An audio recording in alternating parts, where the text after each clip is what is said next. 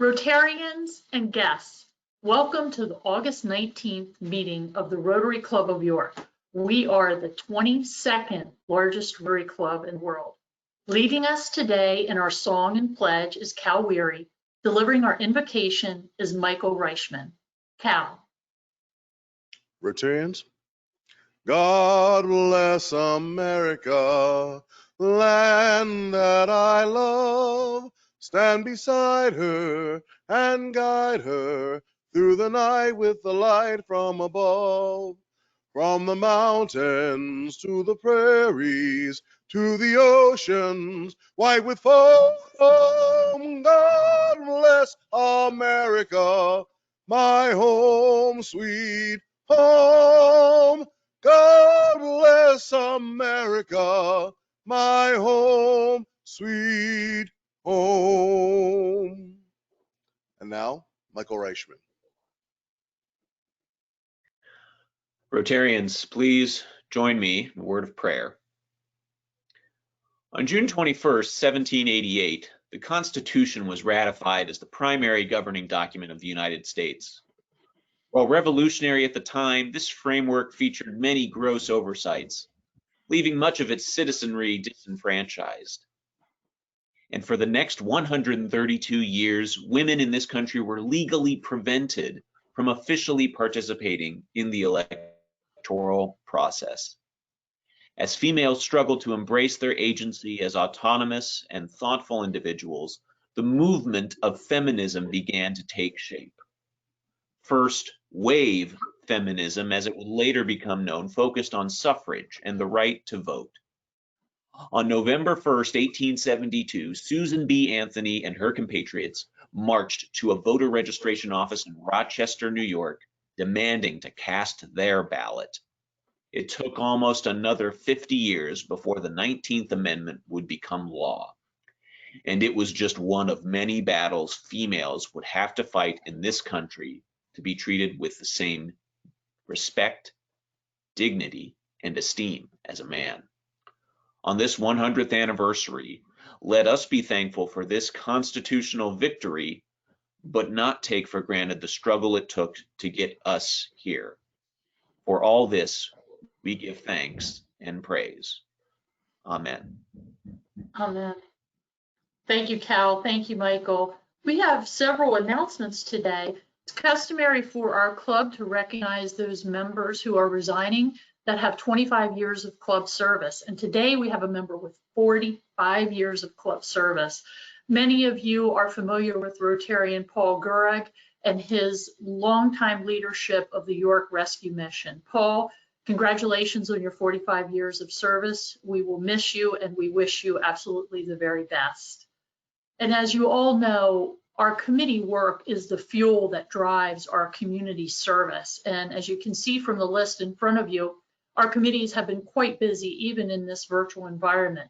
Our strategic planning committee is meeting today at 1 o'clock via Zoom, Youth Exchange tomorrow at noon via Zoom, District Rotary Means Business is meeting on Thursday at 5:30 via Zoom, Fundraising Committee is meeting Friday 7:30 a.m. via Zoom, and we have been asking you and putting out your program suggestions. So thank you.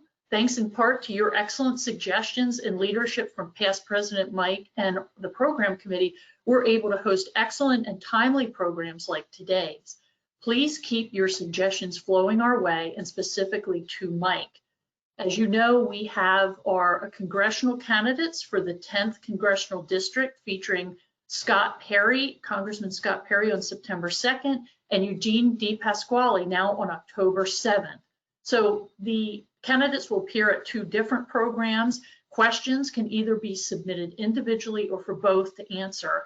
And Mike would like to moderate a conversation with each of these candidates. So to make it easy for you, we will have a special email that will come to you via GoToWebinar asking you to submit your questions via that format. You can also always email them to Mike, but this is a new twist that we're offering today. So you'll receive that after the meeting.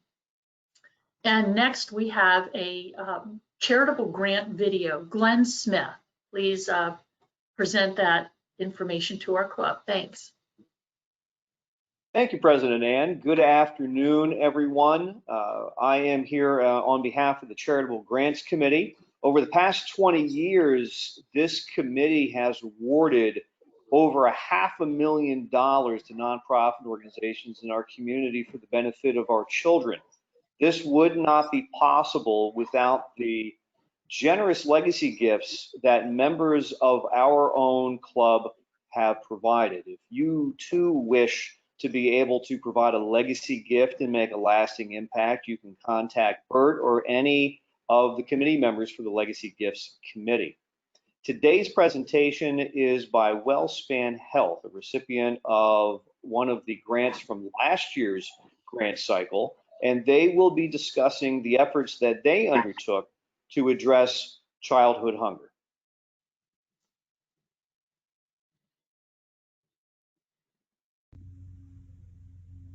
Hello, I'm Joanne Workitrell with WellSpan Health.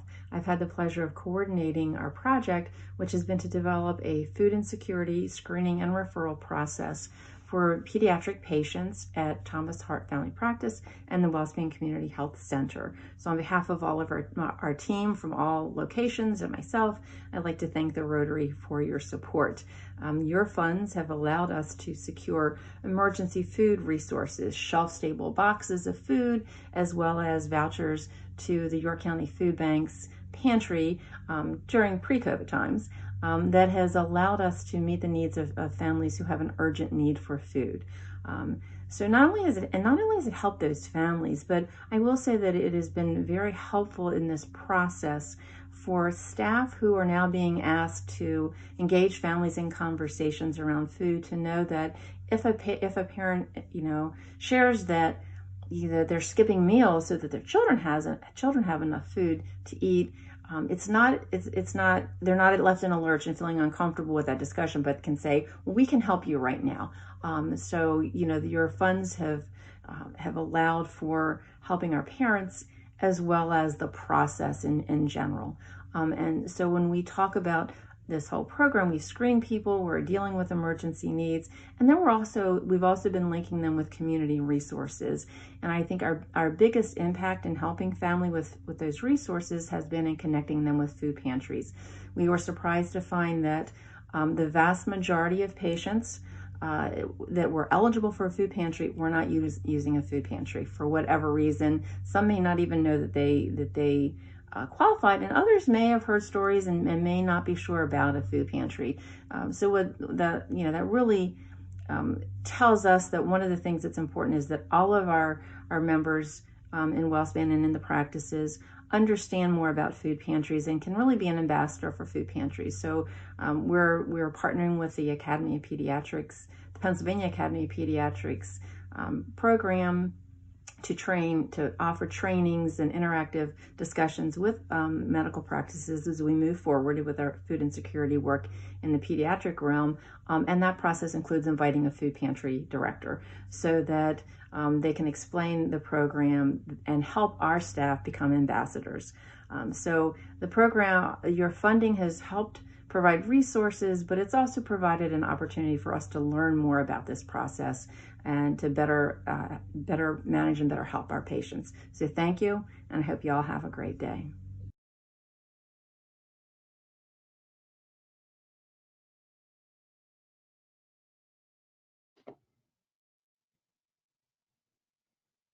Thank you, Glenn, for that announcement. And welcome to Bernice Quisenberry for a fundraising announcement. Good afternoon, fellow Rotarians. Thank you, Ann. On behalf of the fundraising committee, I just want to let you know we are all very excited for our annual golf, tennis, and croquet outing on September 14th. We are full steam ahead with planning into crunch time. We want to thank all the members who have stepped up and given monetary gifts for all of our small businesses for outreach in the York City area and donated auction items. While we are having the event in person at the country club, this year, due to the pandemic, we are going to be holding the auction online, which will be different and exciting through a platform so all members can see all the different items and actively bid on them. So if you opt to stay home on the 14th, you can still be a part of this event, which is great because also your friends and family who have never attended or have never had the option to be a part of the auction can now do so as well. So I wanted to speak about some auction items that we have that we're very excited about. As you can see on the screen here that's being showcased, here is the Feeder Brothers that was donated by Debbie Ashway, which is an open oval diamond necklace valued at $2,100. We also have a fishing charter boat on the Chesapeake Bay, which was donated. We have from Hively Landscaping a gift card to decorate your home for the holidays. Also, Etzweiler Funeral Home has donated a fun kids basket with different items being a football, soccer ball, water bottle, Nike gift card, and a few more items. Ellie Williams has donated a family day of horseback riding. And through the donations of our members, we have a neat basket that we are putting together of downtown dinner night out of different City of York restaurants that will be participating in there. We could also use some help for anyone who is very technologically savvy. We are going to be setting up the online platform, as I mentioned, and to get it up and running, we could use some help with getting photography done, descriptions, making sure that there's no glitches with the auction. So if you would like to volunteer your services or be a part of this, please reach out to myself or anyone else on the fundraising committee. And this is our biggest fundraiser of the year. We hope that we can count on everyone for your support.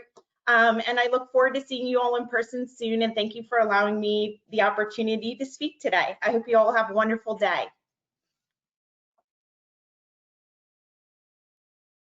Thank you, Bernice, and thank you for the efforts of your committee to produce our annual fundraiser. It sounds like there are lots of opportunities for Rotarians to participate, and the virtual auction will certainly be a win-win. Lovely necklace, Debbie. Thank you for all those fun gifts that we can all bid on. Next up is our Biz Spotlight. Thanks to Larry Richardson for providing an update on how the YMCA has been faring through COVID. The YMCA received a waiver to provide childcare for essential workers while opening back up to fulfill this local need in our community. Their summer camps were being offered throughout their system for ages 5 through 13, and the focus has been on safety and engagement and entertainment. They tailored their school-age childcare to meet the needs of families based on their local school district plans for the upcoming 2021 school year. And all YMCA branches and the Graham Aquatic Center have reopened since June 15th, abiding by CDC recommendations while continuing to provide a safe and effective wellness experience for YMCA members and guests. Additional services such as food relief, resource assistance, and referrals have been offered to those affected by COVID-19 and newcomers to the area. The YMCA has maintained 5 service delivery programs during the pandemic: childcare for essential workers, their men's residence housing, food distribution to needy families in Southern York County. They fed 1,000 meals per week to city youth and the new American Welcome Center. Larry, thank you to you and your colleagues at the YMCA for delivering these essential services. And next we have our poll. So just riffing off Bernice's need for IT in the virtual world, we at the Rotary Club of York are welcoming today Ben Ott. Ben is our virtual meeting technology guru. Thank you for Brian Tate for sending Ben our way. It says Courtney Bailey on our screen. We see our office, but welcome Ben to the Rotary Club of York. So Ben, take it away. You can deliver our poll for today. Great, thank you, Ann. Thanks everybody for having me here. So today's poll is, which genre was the last movie you watched? So you should be able to see it on your screen right now, and you should be able to go ahead and vote, unless you're a panelist, of course. But what genre was the last movie that you watched? It's A, comedy, B, action, C, drama, D, documentary, or E, thriller. And we're going to give you about 30 seconds to vote here, and the results are coming in already.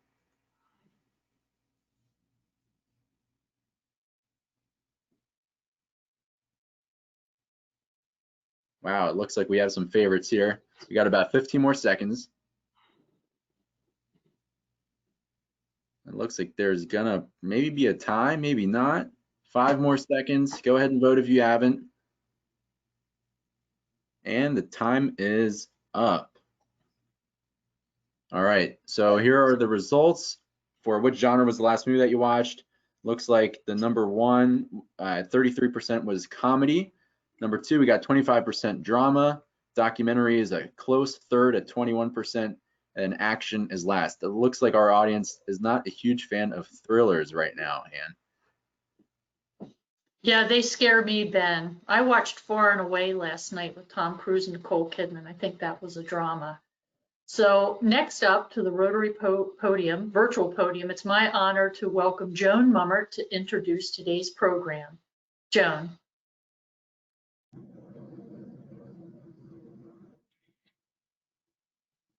Thanks, Ann. Actually, it's my honor to introduce Dr. Jane Sutton to the Rotary podium. Some of you may recognize Jane. She is a professor of communication, arts, and sciences emeritus at Penn State. From 1984 to 2018, Jane taught undergraduate courses at Penn State York, founded the Pi Rho chapter of Lambda Pi Eta, the official Communications Studies National Honor Society, and served as the program coordinator for the Communication Arts and Sciences program there from 2000 to 2012. She also served on the President's Commission for Women and University Faculty Senate and is past president of American Society of History of Rhetoric. Jane landed on rhetoric after participating in debate during high school and college.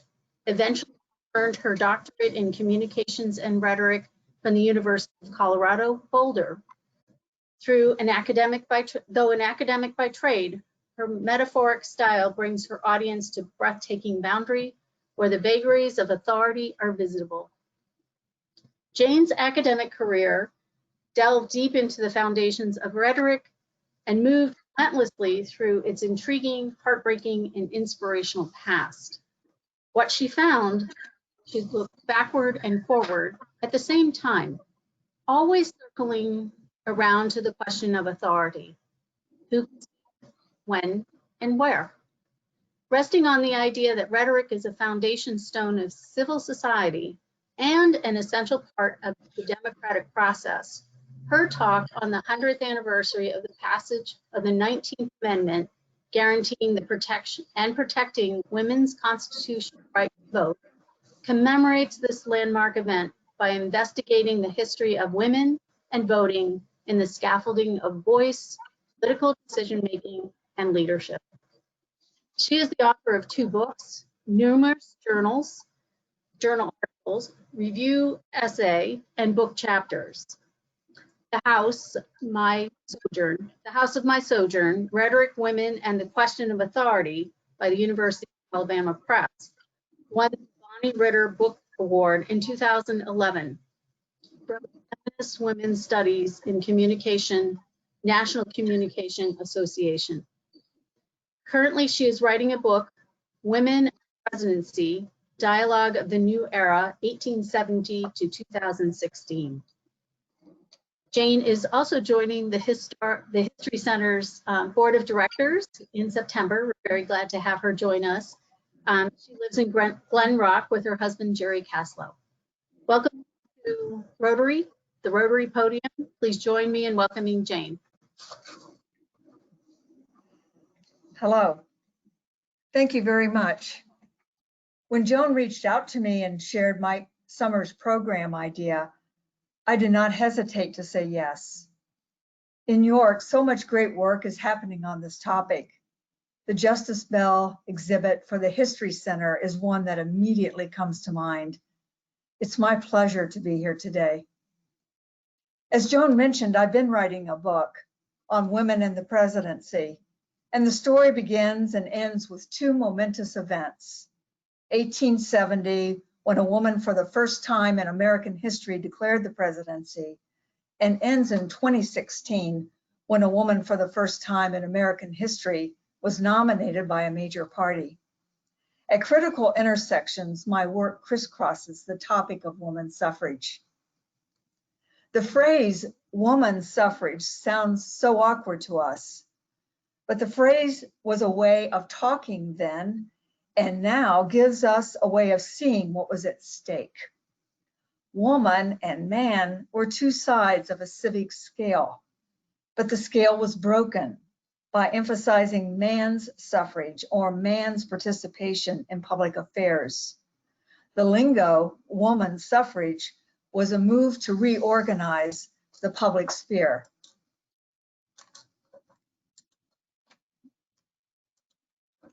I'm trying to show my next slide. There you go. Here is how Elizabeth Cady Stanton put it in a speech she delivered in 1868.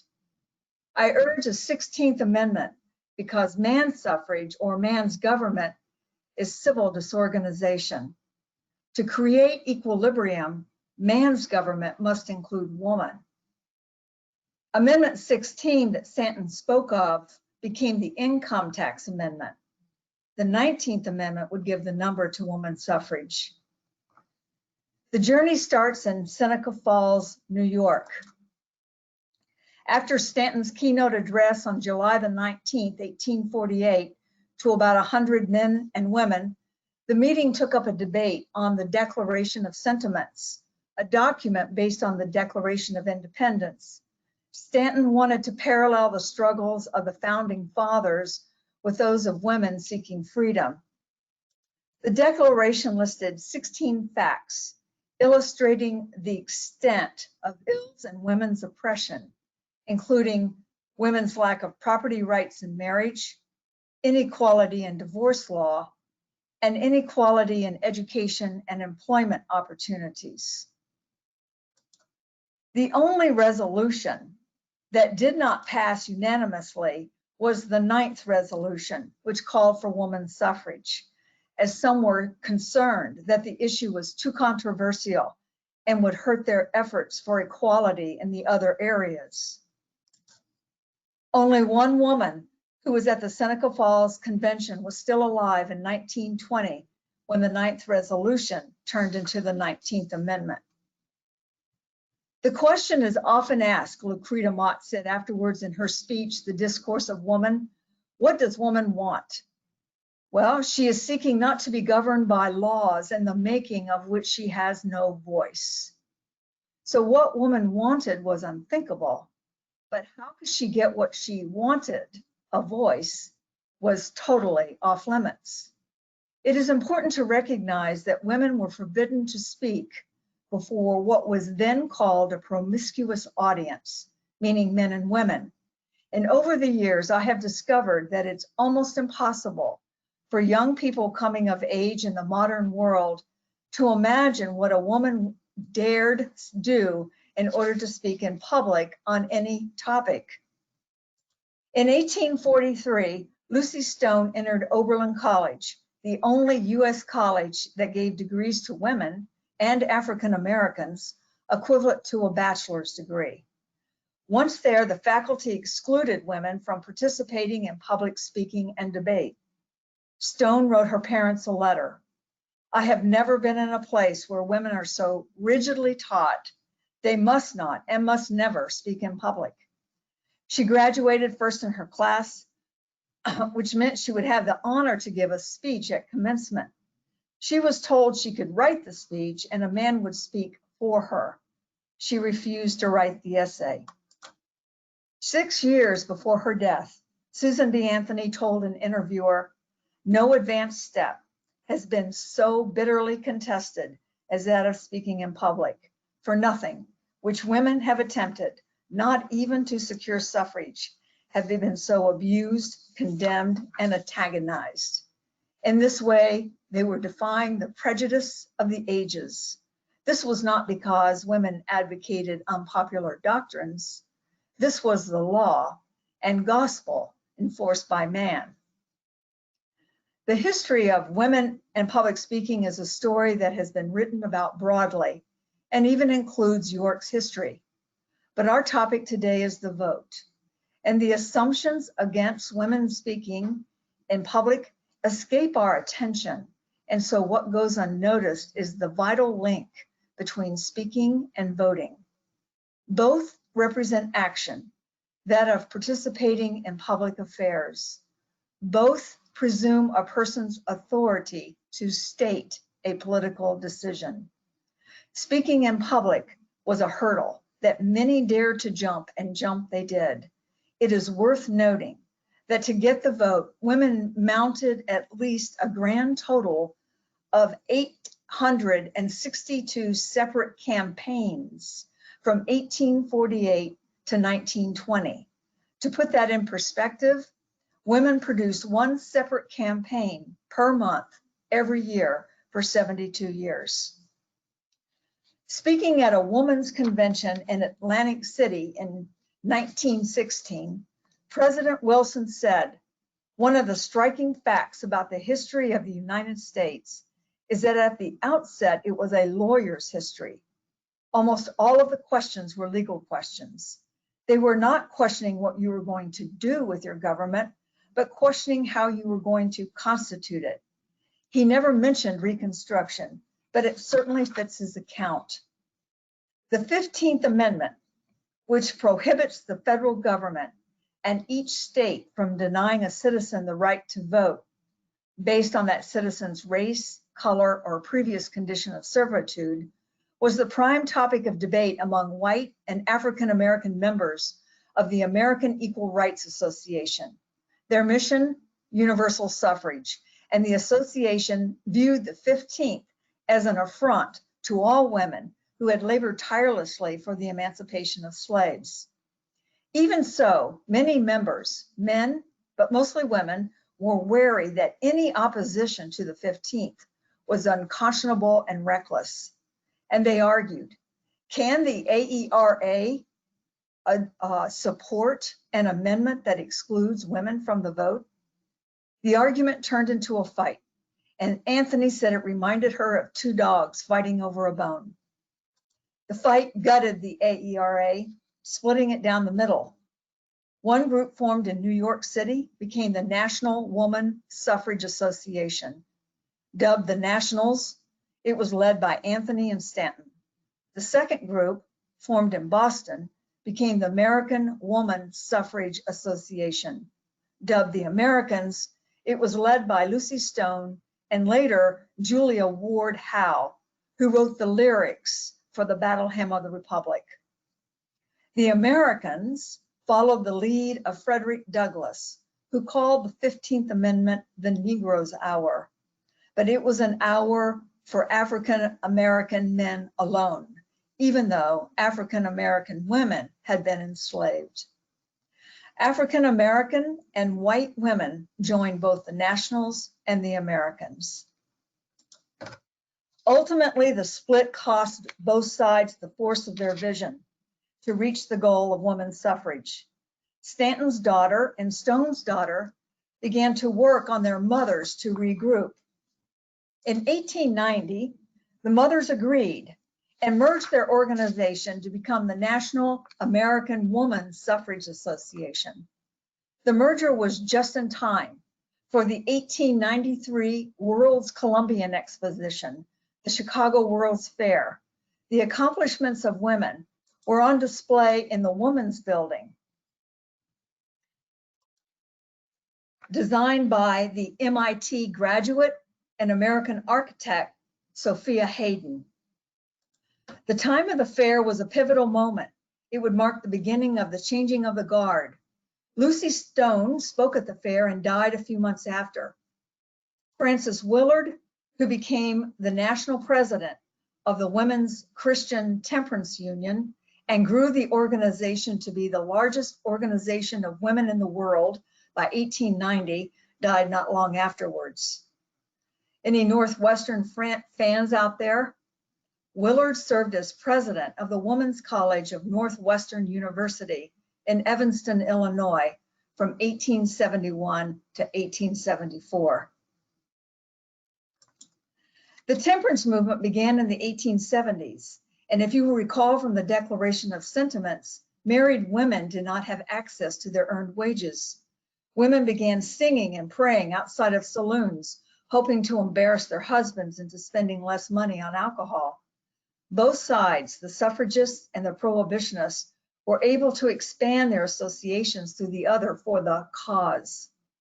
Many Black suffragists were active in the temperance movement, including Hattie Purvis and Frances Harper. 1900 began a period of organizational expansion. African American women brought many groups together under a National Association of Colored Women. Mary Church Terrell took over this leadership, and it wasn't progressive enough for Ida B. Wells, who sought a federal anti-lynching law. Coalitions with prohibitionists also became more complex. One of the more curious twists in the story of prohibition is how both sides, the suffragists and the anti-suffragists, benefited from it in the early 1900s. Carrie Nation bashed saloons in Kansas. Though a dry state, many Kansas saloons stayed open and sold alcohol. Nation's point was to prove that voting makes no practical lives in people's lives. Though men had banned alcohol, it did not end the sale of alcohol, so women did not need the right to vote. Nation's logic attracted the attention of anti-suffragists back east. In their hands, voting mattered, but women did not want the vote. In New York, likely because the suffrage movement had doubled in size and was expanding, an anti-suffrage association was formed. And while the National Americans were pouring resources in the West, the conservatives in the East began to draw attention to a wedge between women who wanted to vote and women who did not. This wedge was used to build stories against women's suffrage around social issues. What would women and the vote do to the family? President Wilson noted the change in the women's movement. Something happened, he said. The whole nature of our political questions has been altered. They are becoming more and more social questions, questions with regard to the relations of human beings to one another. We can think of social questions as the platform on which anti-suffragists created a network in 19 states, including Pennsylvania. What did they argue? Reverend Dr. Anna Howard Shaw, Anthony's right-hand woman, went on the circuit to deliver messages from her speech, The Fundamentals of a People's Republic, which, according to the national group American Rotary, ranks 27th in the top 100 speeches of the 20th century. Shaw came to York in 1915 and pulled from this speech to describe and ridicule anti-suffrage arguments circulating in the East.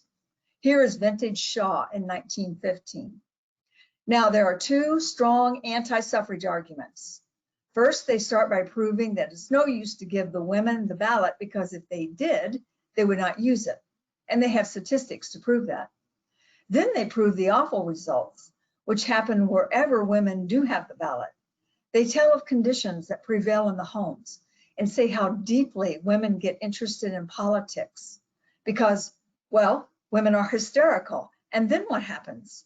Women cannot think of anything else. Voting women just forget their families, cease to care for children, cease to love their husbands, and just go to the polls and vote and keep on voting for 10 hours a day, 365 days in the year, never let up. And if a woman ever gets to the polls once, you will never get her home, so that women will not do anything but vote. These arguments against suffrage were very effective because they circulated on postal cards that were able to combine picture and text. Here are two examples. Here's a close-up.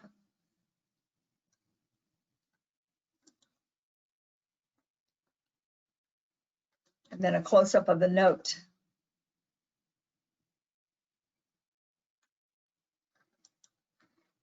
In the meantime, out west, women were making headway. Women regained the right to vote in Utah. Activists who had ventured west from the east recognized that wars are won on home turf. So back east they went. And in the fall of 1915, major eastern states finally held their first suffrage referendum. Massachusetts, New Jersey, New York, and Pennsylvania were homes of the heroes, Stone, Stanton, Anthony, and Mott. And that was a home court advantage, so they thought. However, all the campaigns came to a crashing defeat. The postal cards mentioned earlier tell a piece of that story. After 1915, change was rapid. The first international convention was held in conjunction with the National Americans. The platform of the International Woman Suffrage Alliance affirmed the equality of men and women everywhere. Soon they were celebrating successes for women's right to vote. This became a bit embarrassing for American politicians amid the war and the rhetoric of democracy. And the last leg of the quest features two women, Alice Paul, who earned a PhD from the University of Pennsylvania and founded the National Woman's Party. The second is Carrie Chapman Catt, who, to the surprise of many, was elevated over Shaw as the leader of the National Americans. They are opposing figures on the same goal in the final leg of the journey. Under Paul's early tutelage, women began to march, giving the idea of women's rights a momentum, a pulse, a visibility that could not be ignored. Many of you are familiar with the marches in Washington, D.C., but there are others. My favorite are the hikers who walked 250 miles from New York to D.C. Newspapers followed the route. Many along the route were moved by women's devotions and could not believe the personal sacrifice they would make just to cast a ballot. The Cleveland Plain Dealer published a famous drawing of General Jones, that was the leader of the hikers, of women crossing the Delaware. It's in the lower portion of your screen. Now the movement had become a revolution, foretold by Stanton's Declaration of Sentiments. In 1916, Montana elected Jeanette Rankin to the House of Representatives. In 1917, National American President Catt used the war to demonstrate women's desire for full suffrage. 1,000 women went to Europe as contract employees of the Army, as translators and telephone operators. 20,000 joined the Army Nurse Corps, and there's so much more. The Spanish flu may have intensified a trend of hiring women that the war effort had begun. And Paul, who knew the history of what happened to women after the Civil War, when women had supported it in so many ways, refused to divert any energy to the war except to picket the White House and mock President Wilson as a Kaiser of democracy. She was arrested. Paul and others were imprisoned and began hunger strikes to protest a judicial system and a democracy that did not recognize women's constitutional rights. The strike and the force feeding created angst among many, appalled by newspaper stories of the pain women were enduring, and wondered what the old authoritarian arguments against women's vote were all about.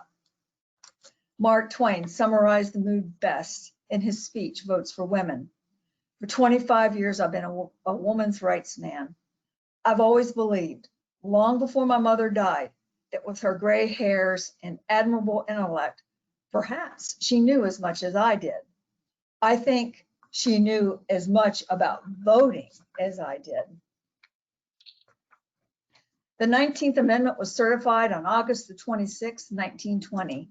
Here is Alice Paul unfurling the suffrage flag. Each time a state ratified the 19th Amendment, she sewed a new star on a giant purple, white, and gold flag. And 72 years after Seneca Falls, 27 million were eligible to vote in the 1920 presidential election, though it is estimated that fewer than 800 million women voted. By 1923, fewer and fewer women were voting. In the table I am showing, reproduced from the study of polling archives of 1924, held in the Pew Research Center, 2 reasons why women don't vote catch the eye: disbelief in women's voting, and 2, objections of husbands. February the 10th, 1921, Anthony would have been 101. The National Woman's Party gave to the people of the United States a statue in commemoration of women's right to vote. The Joint Committee on the Library authorized the installation of the statue in the Capitol basement, known as the Crypt. Putting the women on display in the basement horrified many who had worked on the cause, but Alice Paul was not surprised. She believed the true battle for equality had yet to be won. And in 1923, Paul announced that she would start the campaign for a new constitutional amendment, one she authored and initially named the Lucretia Mott Amendment. It was renamed the Equal Rights Amendment in 1943. Fast forward to 1992. History calls this year the Year of the Woman. This label was assigned to the year 1992 because a record number of women were elected to the House of Representatives and the Senate. A standout is Carol Mosley Braun, who became the first African-American woman to be elected to the United States Senate. And after 1992, women made tremendous gains. Ruth Bader Ginsburg took a seat on the United States Supreme Court in 1993. And the same year, Janet Reno became the first female Attorney General of the United States. In 1995, Shannon Faulkner became the first female cadet to join the Citadel, which was an all-male military academy. Madeleine Albright became the first woman to serve as Secretary of State in 1997, which made her the highest-ranking female in the presidential line of succession.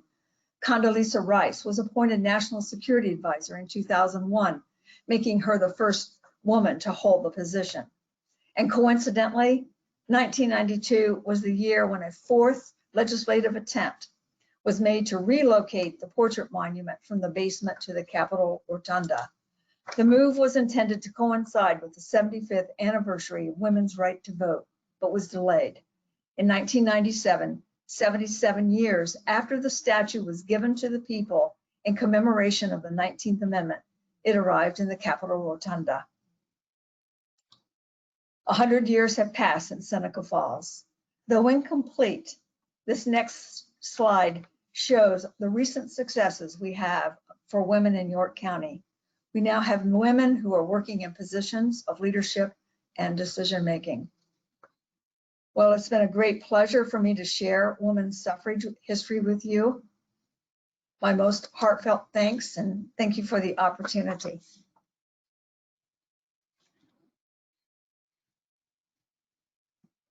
Thank you, Dr. Sutton. We appreciate the rich history that you shared with us and the sacrifices that are evident over the decades to ensure that women have the right to vote. And especially touching was what you shared, the vital link between speaking and voting, action and authority. I'm sure that's part of the reason why your rhetoric is so near and dear to your heart and focus for you. Members, you're welcome to put any questions that you have for Dr. Sutton, to share those in either the chat or the question area of the webinar. I do have one question for you, Jane, and that is the League of Women Voters. Can you speak to their current role nationally? And also, you may be aware that York County does no longer has a chapter of women voters. Yeah. I'm sorry, but I can't speak to the recent history of that. When it was, you can see it was formed by CAT in 1920, right after the women's right to vote. So it ended the National Americans. And the League of Women Voters then was to take over the responsibility of helping women vote. What do you do? It was intimidating for a lot of women, and so they would set up educational and help women, guiding them through that process. And also you notice that in 1924, as we saw from that Pew Research Center and from their archives, that there was growing resistance to women voting. And in women didn't really start taking off as voters in this country until the 1980s. And so I think the Women's League of Voters possibly at some point began to fade in terms of, redefining their identity. But I don't know the most recent status of them. Thank you. Voting has come to the prominence under the recent murders of George Floyd and Shard Brooks as a way to ensure that Indigenous, Black, people of color in our communities and throughout our country have that voice. Have you been able to study or research, or are you aware and informed of any efforts that are undergoing to increase the voting rolls and the voting turnout from people of color in our communities? The only thing that I know about that's going on in that effort is, just a lot of campaigning and encouragement of people to vote. But organizations that are working in that area, I'm not familiar with what they're doing specifically. Mm-hmm. What you said, or Joan shared in the introduction, that you're eager to get back to class. Any concerns that you have going back into the new environment? Actually, right now I'm retired. I have the status of emeritus as a retired faculty, so I'm on the faculty status, but I'm not teaching at this time. Okay. We did have a question from a member, and it's somewhat similar to what was asked earlier, and that was similarities between the women's suffrage 100 years ago and the continued struggles for equality for people of color and members of the LGBTQ community. To speak on that, Just some similarities between the fight for equality and the suffrage movement 100 years ago. Yeah, I think, yes, I think one of the main takeaways from the story of women's suffrage, and it goes back to after the 15th Amendment, where there's this major split that takes place within women's organizations. And it really falls on the side of idealists and pragmatists and those that continually want to get the amendment no matter what. But on the other hand, it's like the problem of inclusion. And so through negotiation and working with some organizations in order to achieve a goal and excluding certain organizations, it's been very hard to bring all of these organizations together. The National Americans tried to create this gigantic umbrella that held underneath it like all sorts of organizations, but that's always been a challenge of working and having all of that work together. And the National Women's Party disbanded in 1997, and that would be went only into studying the history of women's rights. So there is a way in which calling for new kinds of grouping and unity and kind of umbrella kind of organizations that could bring all of these various factions together. Thank you for that. Another question from our membership: what role did state governments play in extending voting rights to women? Well, the state referendums, if you could vote in states, what comes to mind is Wyoming is one of the states, Utah, many of the Western states allowed women to vote. So Jeanette Rankin in 1916 was able to be voted in to the legislature, to the House, because women are already taking a role there. So what women wanted was a federal constitution, a federal amendment, excuse me, to the Constitution, so that a woman wouldn't move from one state to another state and not be able to have that vote. And also there were also problems in the past where, for example, women wanting to practice law, practicing law in some states early on in the 1870s, some states wouldn't allow it and some states would. That became a problem as women began to move around. So that would be states, the more and more states that you could have, you were building the 36 states that you would need to pass an amendment, but you would ultimately need a federal amendment, a constitutional amendment for everyone. I hope that answered your question. Yeah, thank you, Jane. How about maybe some of the top strategies that were used by women to win the right to vote? The top strategies, well, the most recent with Alice Paul, Alice Paul was oppositional all the way through. Her choice was, I will oppose anybody, whether you're a Republican or a Democrat. It didn't matter. There was no politics there. Women needed the right to vote. And also she was, this whole physicality of women. It was, women were marching, women were out there in their presence. This was a very radical change for women who were expected to, be more demure or not practice this kind of physicality. I mean, hiking 250 miles is a long way to hike, but women were in shape. They were climbing, they were hiking at this time. That was this physical presence, I think. Kat, on the other hand, was a negotiator. And, if women can do this, then will you give them the vote? This kind of back and forth negotiation.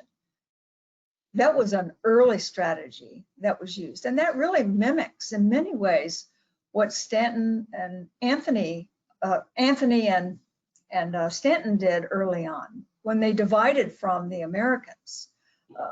It was, what do? You can sacrifice African Americans, women not having the vote in order to get the vote for all. You can figure out ways to work together. There were always this push-pull, this constant conflict and exchange about how to move forward. So it was a very tense, oppositional, within and also without, is how I would best characterize the entire movement. The oppositional and the collaborational. Yes. Question.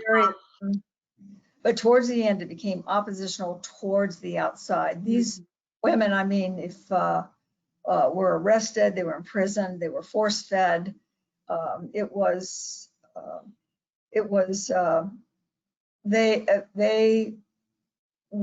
were willing to die at that point.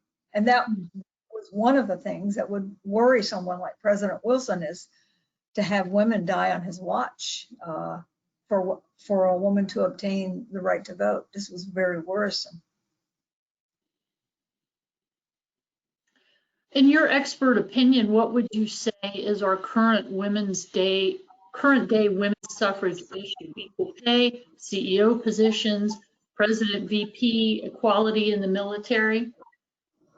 By far, I would say it would be moving women into positions of executive decision-making and leadership.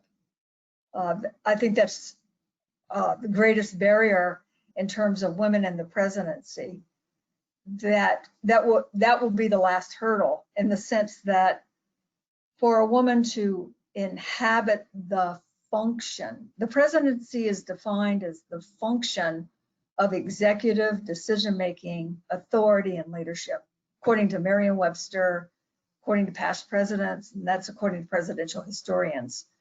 So for a woman to occupy the function of decision-making, that's the thread for me. I see that as the thread, because for a woman to occupy the function of the voter, she has to be a decision maker. And that was the battle of women being able to make a political decision and as an equal, and participate in public affairs in that way, will be an equal voice. So to me, that is the greatest, that's the biggest hurdle. That's where we're, the next battle to be fought, to move women into those positions. Fascinating. Well, you'll be happy to know that Rotary are people of action, and for the first time in our 115-year history, Rotary International will have a female president. Wow, 115 years, yeah. Another question, the majority of our club membership is male. How can men in our community best support equality for women, and how can others be advocates for change? How can men best be? This is an example. I think this is a good example of inviting to hear this past, to hear the story of women's rights. That's one way to know our own history. Because as my last slide was talking about, the stories that guide us, the way that we can build a vision, if we know our stories, if we understand where we've been and who we are and guiding that. That's why I'm a big advocate of the History Center as well. And that can be true of any groups. And, you know, historically, men have always supported their daughters. I mean, daughters are always, you know, making room and opening up doors. That is always a place where men have traditionally enhanced women's progress. They will see in their own daughter, whether she be a next basketball player or she could be the next, you know, president of something. They see that their own daughter can do that. And so daughter by daughter, story by story. I mean, those are just a couple ways that I see. Thank you, Jane. Yes, we appreciate you joining us today to help us better understand the history, the sacrifices, the dedication that have gone into securing the women's right to vote and helping us use those stories. And I certainly, after this program, did not appreciate when I took our daughter to the voting polls, what went into making that simple vote a reality for me and many other women. So thank you for sharing those stories and keeping that information alive. We appreciate you joining us today. And in honor of your willingness to speak to our club, one of Rotary's 7 now promises to the world is education and literacy. So we will donate a book to the YWCA of York. It is An Elephant and Piggy Biggy by Mo Willems, and we will ask you to sign a book plate in that. So thank you, Jane. Thanks, Dr. Sutton, for joining us. Rotarians, our program next week will be provided by Dave Bodie from Rock Real Estate, who will talk about the impact of COVID-19 on the real estate industry.